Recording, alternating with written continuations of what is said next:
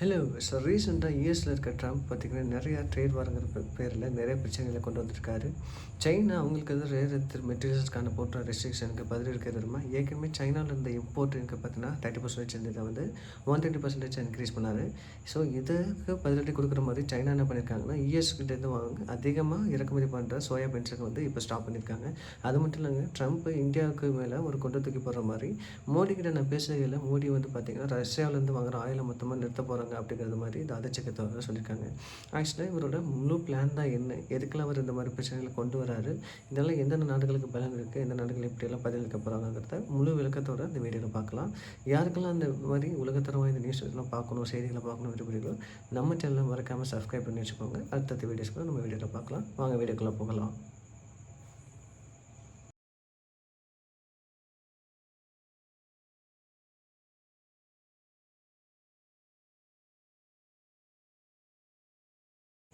கரண்டாக போயிட்டு இருக்க இந்த ட்ரேட் வாரில் பார்த்தீங்கன்னா யூஎஸில் இருக்கிற ட்ரம்ப்பை என்ன பண்ணுறாரு அப்படின்னா சைனாவுக்கு எதிராக பார்த்தீங்கன்னா அவங்களுக்கு இருக்கிற இம்போர்ட் எக்ஸ்போர்ட்டில் இருக்கிற நார்மலாக அந்த 30% டேக்ஸை பார்த்தீங்கன்னா 130% இன்க்ரீஸ் பண்ணுறாரு. ஸோ இந்த மாதிரி இன்க்ரீஸ் பண்ணுறதுனால அவருக்கு பதிலடி கொடுக்கறதுக்காக சைனாவில் இருக்கவங்க என்ன பண்ணுறாங்கன்னா அவங்கக்கிட்ட இருந்து அதிகமாக இம்போர்ட் பண்ணுற அந்த ரேர் எர்த் மெட்டீரியல்ஸை வந்து அவங்க வந்து அதில் நிறைய ரெஸ்ட்ரிக்ஷன் கொண்டு வராங்க. ஏன் சைனா அந்த முடிவு எடுத்துக்கிறாங்க அப்படின்னு பார்த்தீங்கன்னா அமெரிக்கா ரொம்பவுமே அதிகமாக வந்து ரேர் எர்த் மெட்டீரியலுக்காக நம்பியிருக்கிறனால தான் சைனா. ஏன்னா சைனாவில் வந்து அதிகமாக அமெரிக்காவுக்கு கிட்டத்தட்ட 70% பக்கம் அவங்கள்ட்ட வந்து மெட்டீரியல்ஸ் இம்போர்ட் பண்ணப்படுது. இந்த மெட்டீரியல் எந்த வகையில் யூஎஸ்க்கு யூஸ் ஆகுது பார்த்தீங்கன்னா அவங்கள இருக்கிற அந்த ஜெட்டாக இருக்கட்டும், இல்லை அந்த அணுகுண்டாக இருக்கட்டும், அது இல்லாமல் ராணுவத்தில் இருக்க நிறைய பாதுகாப்பு கருவிகள், அந்த ஐஃபோனாக இருக்கட்டும், நிறைய பாகங்களை தயாரிக்கிறதுக்கு முக்கியமான மெட்டீரியல்ஸ் எல்லாமே சைனாவில் தான் இறக்குமதி பண்ணிகிட்டு இருக்காங்க. ஸோ இந்த இறக்குமதியில் வந்து நம்ம நல்ல ஒரு ரெஸ்ட்ரிக்ஷன் கொண்டு வந்தால் ட்ரம்ப் போட்டிருக்க அந்த டேக்ஸ் வரியிலேருந்து நம்ம வந்து கம்மி பண்ணுறதுக்கான ஒரு வாய்ப்பு இருக்குன்னு சைனாவோட பிரசிடென்ட் பெய்ஜிங் வந்து முடிவு பண்ணுறாரு.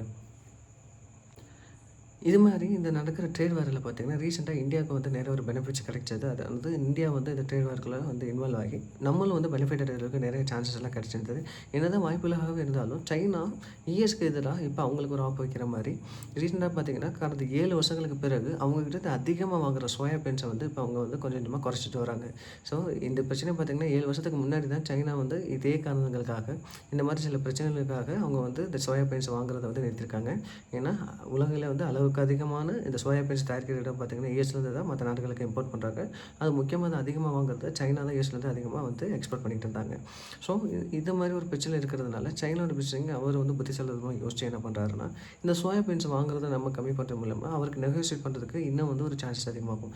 ஏற்கனவே அவங்க மேலே இருக்க அந்த 130% டேக்ஸை குறைக்கிறதுக்கும் இதை நெகோசியேட் பண்ணுறதுக்கும் சைனாவுக்கு வந்து இது உண்மையிலே நல்ல வாய்ப்புங்க. ஸோ இது மாதிரி இவங்க இந்த சைனா வந்து சோயா பீன்ஸ் வாங்காமல் கரெக்டாக இந்த டைமில் ஏன் நிறுத்துறாங்க அப்படின்னு பார்த்தீங்கன்னா இது யூஎஸில் பார்த்தீங்கன்னா அவங்க வந்து விவசாயம் பண்ணிக்கிற சோயா பீன்ஸை கரெக்டாக இந்த டைமில் தான் அறுவடை காலங்க. ஸோ இந்த மாதிரி அறுவடை பண்ணும்போது அதை வந்து கண்டிப்பாக எக்ஸ்போர்ட் பண்ணலை அப்படின்னா அங்கே இருக்கிற விவசாயிகளுக்கு எல்லாருக்குமே ரொம்ப நஷ்டம் வரும். கண்டிப்பாக யூஎஸ்க்குமே பார்த்திங்கன்னா இது வந்து ஒரு பெரிய மிக இழப்பீடு தான். ஸோ இந்த பிரச்சனையை கரெக்டாக வந்து சைனாவில் இருக்க பிரசிடென்ட் யூஸ் பண்ணிக்கிறாரு. ஸோ இது வந்து உண்மையிலே வந்து ஒரு நல்ல டாக்டிக்கலான ஒரு மூவ் தான் அப்படின்னு சொல்லலாம். சைனா மொத்தமாக யூஎஸ்லேருந்து வாங்குற அந்த சோய் பீன்ஸ் பார்த்திங்கன்னா மொத்தமாக ஸ்டாப் பண்ணிவிட்டு இவங்க பிரேசிலேருந்து அது இல்லாமல் சவுத் அமெரிக்கா, அர்ஜென்டினா இவங்ககிட்டேருந்து நிறையா வந்து இப்போ ரீசெண்டாக பார்த்திங்கன்னா ரீசெண்ட் டைமில் வந்து சோய் பீன்ஸ் வந்து அதிகமாக இறக்குமதி பண்ணிகிட்டு இருக்காங்க. ஸோ இவங்க வந்து முழுக்க யூஎஸ் மட்டுமே சோய் பீன்ஸ் நம்பி இல்லை. ஸோ மற்ற கண்ட்ரிஸ் வந்து இவங்க இறக்குமதி பண்ணுறதுனால இதை வந்து அவங்களுக்கு ஒரு சிப்பாக யூஸ் பண்ணி ஒரு நெகோசியேஷன் பண்ணுறதுக்கு சைனாக்கு அது உண்மையிலேயே ஒரு நல்ல வாய்ப்பு. எந்த பிரச்சனையும் பார்த்துட்டு யூஎஸ் ட்ரம்ப் என்ன பண்ணுறாரு அப்படின்னு பார்த்தீங்கன்னா சைனா வந்து சோயாபீன்ஸ் யூஎஸ்லேருந்து இம்போர்ட் பண்ணுறதை வந்து ஸ்டாப் பண்ணிட்டாங்க அப்படின்னா அவங்களுக்கு விதிச்சிருக்க 130% 150% டேரிஃபாக நான் மாற்றுறதுக்கான வாய்ப்புகள் இருக்குதுன்னு சொல்லியிருக்காரு. அதாவது யூஎஸ்கிட்ட இருந்து அவங்க கண்டினியூஸாக அந்த சோயாபீன்ஸ் வந்து பர்ச்சேஸ் பண்ணணும், அப்படி பண்ணலைன்னா நாங்கள் வந்து டேரிஃப் என்ன இன்க்ரீஸ் பண்ணுவோம் அப்படிங்கிற மாதிரி அவங்களுக்கு சைனாவுக்கு ஒரு வார்னிங் சொல்லியிருக்காரு. இப்படி நிறையா பிரச்சனைகளை கொண்டு வரும்போது திடீர்னு பார்த்தீங்கன்னா ரீசெண்டாக மோடி கிட்ட அவர் கால் பண்ணி பேசிக்கல. மோடி வந்து ரஷ்யாகிட்டேருந்து வாங்குற ஆயில் வந்து மொத்தமாக நிறுத்த போகிறாங்க. அதாவது அவர் வந்து இதை பற்றின நாங்கள் காலில் பேசிக்கல, அவர் வந்து எங்களுக்கு உறுதியளிச்சிருக்காரு அப்படின்னு சொல்லியிருக்காங்க. அதாவது இந்தியாவும் ரஷ்யாவும் கிட்டத்தட்ட ரொம்ப பல வருஷங்களாக வந்து ரொம்ப நட்பு நாடுகளாக இருக்காங்க. உலகத்திலே வந்து அதிகப்படியான உற்பத்தி ஆகிற ஆயிலும் பார்த்திங்கன்னா நமக்கு ரஷ்யாவிலேருந்து தான் வருது. ஏற்கனவே இருக்கிற அந்த டேரிஃப் பிரச்சனைனால நம்ம யூஎஸ்லேருந்து நம்ம ஆயில் வாங்குறத வந்து ரஷ்யாவுக்கு அதிகமாக நம்ம இம்போர்ட் பண்ணுறதை மாற்றிருக்கோம். ஸோ இந்த பிரச்சனையில் யூஎஸ் வந்து திரும்பவும் இந்தியா வந்து அவங்கக்கிட்ட ஆயில் வாங்கணுங்கிறதுக்காக இவர் வந்து இந்த மாதிரி ஒரு புது வதந்தியை வந்து கிளப்பியிருக்காரு. பட் ஆனால் ஆக்சுவலாக பார்த்திங்கன்னா தீபாவளிக்கு கால் பண்ணி 2 பேரும் விஷ் பண்ணியிருக்காங்க தவிர இதை பற்றின எந்த ஒரு உரையாடலும் நடக்கலை அப்படிங்கிற மாதிரி மோடி அவர் தரப்பில் தெரிவிச்சிருக்காரு. ஸோ இவர் எது மாதிரிலாம் ஒரு புதுமான ஒரு பிரச்சனைக்கு வரக்கூடிய நிறைய டாக்டிக்கல்ஸை வந்து இவர் இந்த மாதிரி கொண்டு வந்துட்டு இருக்காரு. என்னதான் இந்தியா அதிகப்படியான ஆயிலை ரஷ்யாவிலேருந்து இம்போர்ட் பண்ணாலும், இப்போ ரீசென்ட் டைமில பார்த்தீங்கன்னா, யுஎஸ்லேருந்து இம்போர்ட் பண்ணுற ஆயிலை வந்து இம்போர்ட் பண்ணுறதும் கொஞ்சம் அதிகமாயிட்டு வந்துட்டு தாங்க இருக்குது. ஸோ என்னதான் அவர் பேசின அந்த கால்கள் வந்து பொய்யா இருந்தாலும் சரி, இப்போ ரீசென்ட் டைமா பார்த்தீங்கன்னா, யுஎஸ்லேருந்து இம்போர்ட்டிங் வந்து அதிகமாகிட்டே இருக்குது. ரஷ்யாவில் இம்போர்ட் பண்ணுற ஆயில் வந்து கொஞ்சம் கொஞ்சமாக குறைஞ்சிக்கிட்டு வருது. ஸோ இந்தியா கண்டிப்பாக மொத்தமாக இந்த ஆயில் பர்ச்சேசிங் ரஷ்யாக்கிட்டேருந்து ஸ்டாப் பண்ண மாட்டாங்க. ஏன்னா ரஷ்யா நமக்கு வந்து ரொம்ப நாளாகவே நட்பு நாடாக இருக்காங்க. நமக்கு வந்து ஸ்டார்டிங்கில் இந்த போருக்காக வந்து நிறைய ஹெல்ப் பண்ணியிருக்காங்க. அதனால் கண்டிப்பாக இந்தியா வந்து ரஷ்யா கண்டிப்பாக விட்டு கொடுக்க மாட்டாங்க. பட் ஆயிலை கம்ப்ளீட்டாக ஸ்டாப் பண்ணுவாங்கன்னு கேட்டிங்கன்னா, கண்டிப்பாக ஸ்டாப் பண்ண மாட்டாங்க. 2 சைட்லேருந்துமே மேக்ஸிமம் பேலன்ஸ் பண்ணுற மாரி யுஎஸ்லேருந்தும் சரி, ரஷ்யாவிலேருந்தும் சரி 2 சைட்லேருந்து அவங்க ஆயில்ஸை இம்போர்ட் பண்ணுறதுக்கு தான் பேசுவாங்க. ஏன்னா இதுதான் வந்து 2 நாட்டுக்கு இடையில நம்ம நியூட்ரலாகவும் இருக்கும். 2 நாடுகளுக்கும் நட்புறவாகவும் இருக்க முடியும். பிரச்சனைகள் வராத அளவுக்கு இருக்கும். ஸோ இந்த மாதிரி விஷயங்கள தான் இந்தியா வந்து கையாள போகிறாங்க அப்படிங்கிறத எதிர்பார்க்கலாம். இது மட்டும் இல்லைங்க. இந்தியா சப்போஸ் ரஷ்யாக்கிட்டேருந்து வாங்குற இந்த ஆயிலை வந்து மொத்தமாக நிறுத்திட்டாங்க அப்படின்னா, அவர் ஏற்கனவே சொல்லியிருந்த மாரி இந்தியாவுக்கு இருக்கிற அந்த 50% டேரிஃப்பை 15% to 18% மாத்துறதா சொல்லியிருக்காரு. ஸோ அது மாதிரி நடந்துச்சு. சப்போஸ் இந்தியா ரஷ்யாக்கிட்ட வாங்குற அந்த ஆயிலை வந்து நிறுத்திட்டாங்க அப்படின்னா, நமக்கு இந்த டேரிஃபில் வந்து ஒரு சேஞ்சஸ் நடக்கும். பட் கண்டிப்பாக இந்தியாவால் ரஷ்யாவிலேருந்து வாங்குற ஆயிலை வந்து கம்ப்ளீட்டாக ஸ்டாப் பண்ண முடியாது. ஸோ இதுக்கு ஒரே வழி பார்த்திங்கன்னா 2 நாட்டிலேருந்தும் சம அளவில் இம்போர்ட் பண்ணுறது தான் இதுக்கு ஒரு சிறந்த வழியாக இருக்குங்கிறது என்னோடய கருத்து. ஸோ ட்ரம்ப் ஏன் திடீர்னு இந்த மாதிரி புது புது பிரச்சனை தரக்கூடிய இதை மாதிரி ஒரு பெரிய பெரிய ட்ரேட் வார்ஸ் ஏன் கொண்டு வர்றாரு பார்த்தீங்கன்னா, அவருக்கு பார்த்தீங்கன்னா யூஎஸ்க்கு பார்த்தீங்கன்னா டாலர்ஸில் இப்போ ரீசெண்ட் டைமில் நிறைய இழப்பீடு வந்துட்டு இருக்குங்க. ஸோ அதை சரி கட்டுறதுக்கு அவர் இந்த மாதிரி ஸ்ட்ராட்டஜியை ஸ்டார்ட் பண்ணுறாரு.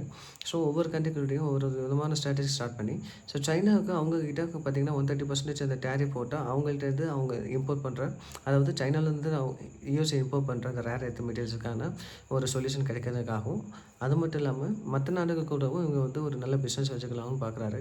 அது மட்டும் இல்லைங்க, இந்தியா வந்து அதிகமாக ரஷ்யாவிலேருந்து ஆயில் வாங்குறதையும் அதுலேயும் இவர் பங்குறது நம்மக்கிட்டே இந்தியா வந்து ஆயில் பர்ச்சேஸ் பண்ணணும் அப்படிங்கிற ஒரு டாக்டிக்கலையும் யூஸ் பண்ணுறாரு.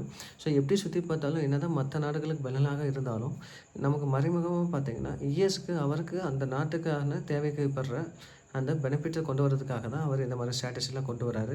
ஸோ இது வரப்போகிற காலங்களில் எந்த மாதிரியெல்லாம் போய் முடிய போகுது, எந்தெந்த நாடுகள்லாம் பலமடைய போகுது, ஸோ இது மட்டும் இல்லாமல் யுஎஸ்ல இதுலேருந்து எப்படி பெனிஃபிட் ஆகுறாங்க அப்படிங்கிறத பின்வரும் விஷயங்களை வைத்து நம்ம பார்க்கலாம். இப்படி போயிட்டு இருக்க இந்த ட்ரேட் வார் பிரச்சனையில் யுஎஸ் வந்து இது வரைக்கும் பார்த்திங்கன்னா நம்மளுடைய விவசாயத்துறையில் வந்து இது வரைக்கும் ஈடுபடலை. ஸோ இந்த சோயா பீன்ஸ் இப்போ ரீசெண்டாக நடந்துட்டு இருக்க இந்த பிரச்சனைனால யுஎஸ் நம்மளுடைய ஆயில் பர்ச்சேஸில் மட்டும் இல்லைங்க, நம்மளுடைய விவசாயத்துலேயும் அவங்க ஊடுருவதுக்கான சான்சஸும் நிறையாவே இருக்குது. ஓகே மக்களே, இந்த மாதிரியான ட்ரம்ப் இன்னும் என்னென்ன பிரச்சனைலாம் கொண்டு வர போகிறாரு, இன்னும் அடுத்தடுத்து என்னெல்லாம் சொல்ல போகிறாரு அப்படிங்கிறத நம்ம கொடுத்து பார்க்கலாம். இந்த வீடியோ உங்களுக்கு பிடிச்சிச்சுன்னா மறக்காமல் நம்ம வீடியோ லைக் பண்ணுங்கள், ஷேர் பண்ணுங்கள், மறக்காமல் சப்ஸ்கிரைப் பண்ணிக்கோங்க. அடுத்த வீடியோவில் பார்க்கலாம். பாய்.